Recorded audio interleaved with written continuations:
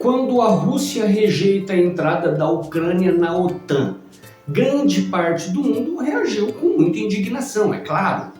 Discursos sobre agressão, imperialismo e ameaça à ordem internacional se espalharam rapidamente pelo mundo. Mas aqui já vai a primeira pergunta incômoda. E se nós invertêssemos os papéis? Será que o julgamento seria o mesmo?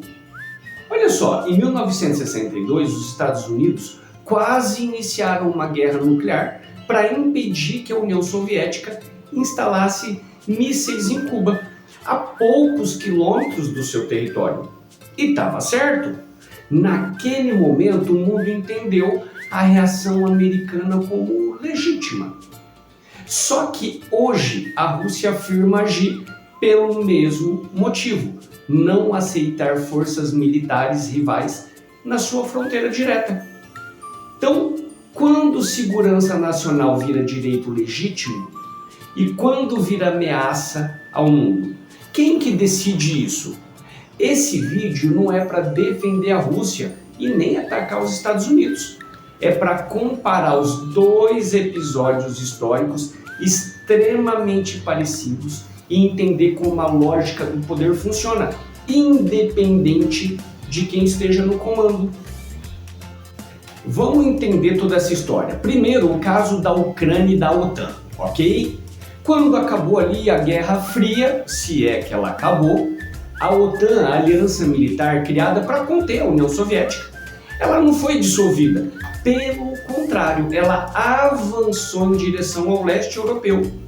Então, países que antes estavam ali na esfera soviética, eles passaram a integrar a OTAN. E isso para a Rússia, gente, significou algo muito claro. Bases militares, tropas e armamentos se aproximando cada vez mais das suas fronteiras. E aqui já vai mais uma pergunta essencial. Se a Guerra Fria acabou, por que a OTAN continuou se expandindo? A Ucrânia, gente, estrategicamente localizada entre a Rússia e o Ocidente, manifesta ali o desejo de entrar na OTAN. Para Kiev, isso representa uma proteção. Só que para Moscou representa uma ameaça direta à sua segurança nacional. A posição russa é simples, tá? Muito simples. Nenhuma potência aceita uma aliança militar inimiga instalada ao lado da sua casa, ali na sua fronteira. Mas existe alguma grande potência no mundo que aceitaria isso? O que você acha? Ou essa regra só vale quando não é com os Estados Unidos ou a Europa? Vamos pensando sobre isso. Olha só, o caso de Cuba e os Estados Unidos, tá? Vamos voltar um pouco no tempo. Em 1962, Cuba se aproximou ali da União Soviética após a Revolução Cubana. E a União Soviética decidiu, naquele momento, instalar mísseis nucleares em Cuba. Só que Cuba, gente, fica a 150 quilômetros da Flórida. A reação dos Estados Unidos foi imediata. Bloqueio naval, ameaça militar e uma preparação para uma guerra nuclear mesmo. Washington deixou claro que não aceitaria armamento soviético na sua fronteira direta. O argumento americano, gente, foi exatamente este. É uma questão de segurança nacional. Esse argumento te soa familiar? Te lembra alguma coisa? Não é o mesmo que ouvimos hoje, no caso da Rússia e da Ucrânia? Só que naquele momento, o mundo não acusou os Estados Unidos de imperialismo agressivo. Chamou de reação, de uma defesa estratégica.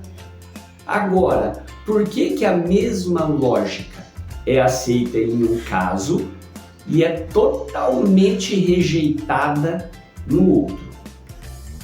Agora, vamos tentar enxergar aonde os casos são realmente idênticos.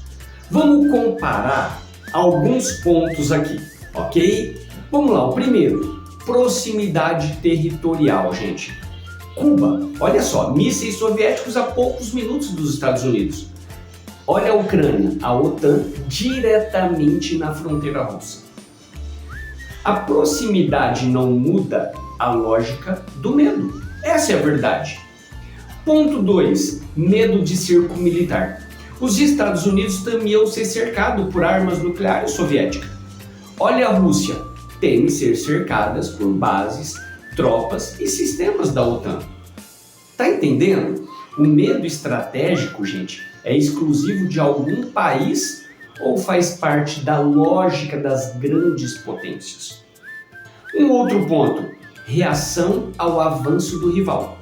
Olha só, os Estados Unidos reagiram à expansão soviética. A Rússia está reagindo à expansão da OTAN. Então, reagir ao avanço do rival é agressão ou é regra do jogo geopolítico? O que você acha? Discursos de defesa e não de ataque.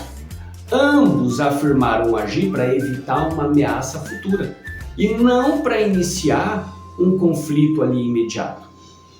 Gente, a lógica é a mesma. Grandes potências não querem, não toleram forças militares rivais nas suas fronteiras. É simples assim. A diferença, gente, ela não está na lógica. A diferença está no nosso julgamento. Isso aqui é muito filosófico. Então, vamos lá. Uma outra pergunta para a gente pensar. Se os dois casos seguem a mesma lógica geopolítica, por que a reação internacional é tão diferente? Quando os Estados Unidos agiram, foi chamado de defesa do Ocidente. Quando a Rússia age, é chamado do quê?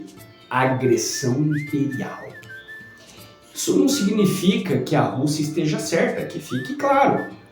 Mas também não quer dizer que os Estados Unidos estavam certos. Significa algo muito mais profundo, muito mais incômodo. O julgamento, ele muda sim, conforme quem está no poder. Na geopolítica, gente, princípios costumam ser flexíveis. Só que interesses estratégicos, não. Esses não. Meus amigos, e para a gente concluir esse bate-papo, claro que esse vídeo não busca justificar guerras, invasões ou violência. Busca mostrar algo muito mais profundo. É para a gente refletir. Olha só, estados não agem movidos por moral. Eles agem por segurança, poder e influência. Ucrânia e Cuba são peças muito pequenas nesses tabuleiros geopolíticos entre Rússia e Estados Unidos. Eles reagiram da mesma forma quando sentiram as suas fronteiras ameaçadas. Entender isso não é tomar partido, é compreender como o mundo realmente funciona. E talvez a pergunta final mesmo, mais incômoda, seja essa. Se os princípios mudam conforme o país, eles ainda podem ser chamados de princípios? Eu sei que a pergunta é mais filosófica, mas eu quero realmente saber a sua opinião. Me diga aqui o que você acha. Ok? Galera, fico por aqui, espero que vocês tenham gostado desse bate-papo. Canal Mano Mundo, todo dia é dia de história. E hoje, geopolítica entre Estados Unidos e Rússia. Seria mesmo 2 pesos e 2 medidas?